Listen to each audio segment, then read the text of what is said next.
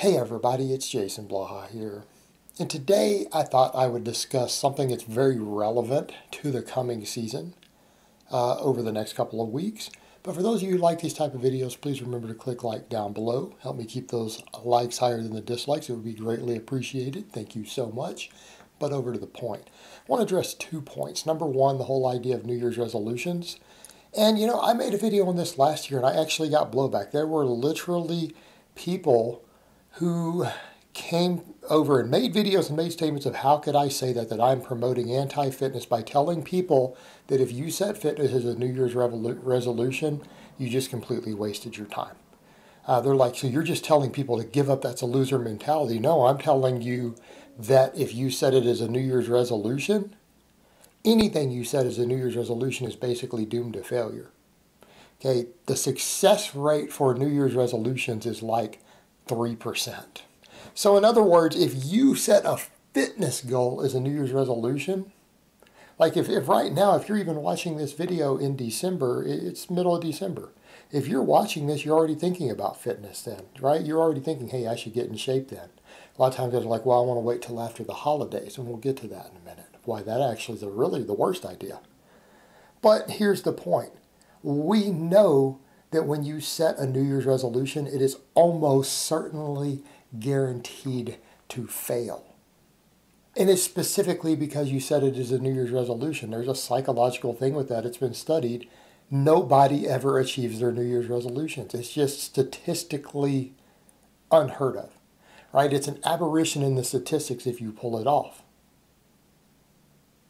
In fact, every coach and trainer and successful expert I know, anytime someone says, I'm going to start working on my fitness next week, they fail. They fail. Okay? They fail. And I'm not saying that to be mean. I'm telling people that it's the mindset behind it. Because when people set a New Year's resolution, they're doing it as a tradition. It's just something we do as a tradition to make a change for the new year. And then they maybe throw a bunch of effort into it for 1 month and then give up. Now, the gym industry thrives on this. All of you know this, gym owners, trainers, everyone out there know that is where your money is. Like January is what keeps gyms open. That's what keeps gyms open. Okay, so obviously people who have a financial interest in gyms don't want me to say that because they don't want the whole world to know that if they go buy a gym membership in January, that they're not going to get in shape as a result of it probably. 97% chance it's going to be a failure. If everybody knew that, they just wouldn't do it and all the gyms would go out of business because they lock people into contracts for the whole year and then that keeps them thriving. It's like it's really important to the industry. So I get that, I understand that, I appreciate that. Of course, I have a home gym. I'm not worried about it. I'm $7,000 deep in my home gym. But that is the reality of it. So here's what I would suggest instead. Now, and I'm not saying that you might not be that 3% because there are success stories. I mean, 3% is still going to be thousands of people who pull it off successfully. It's just that you're not setting yourself up for success. Set yourself up for success. You decide to make a change right now. Okay? You make a change right now.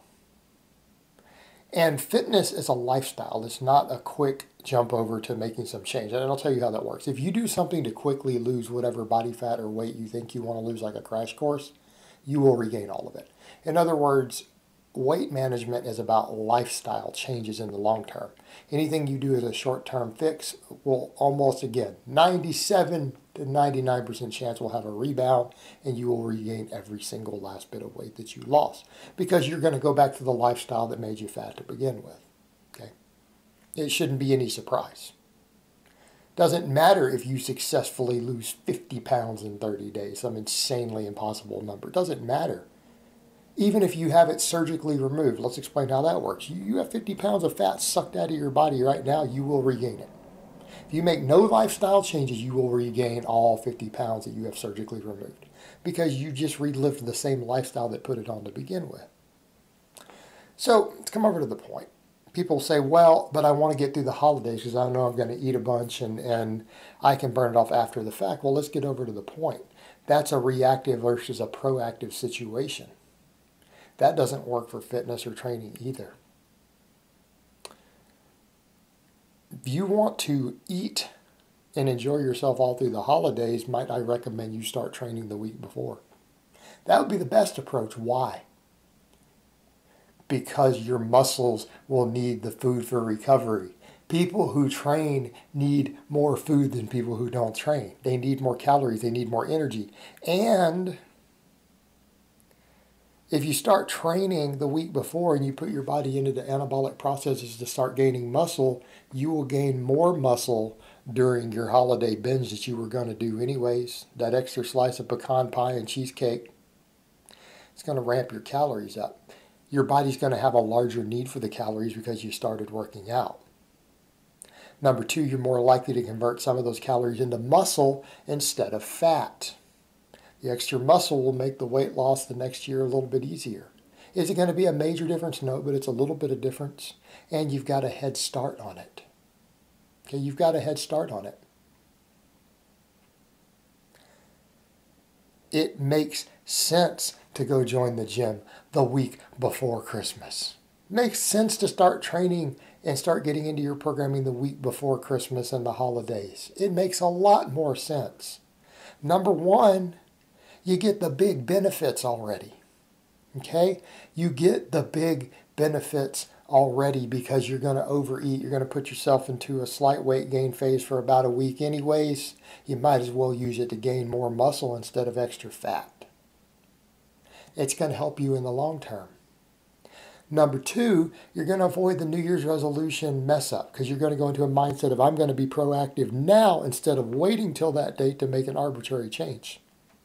It's going to set you up mentally for success. Number three, the gyms are overcrowded in January. It's hard to train. It's hard to learn.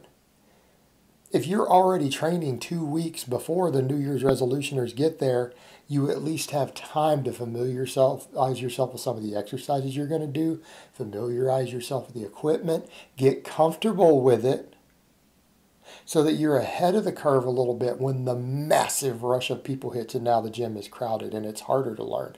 You're ahead of the curve. You're ahead of the curve.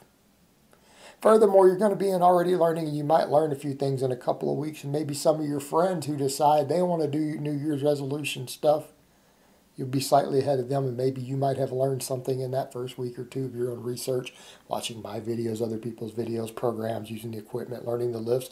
You might even be able to help them out a little bit.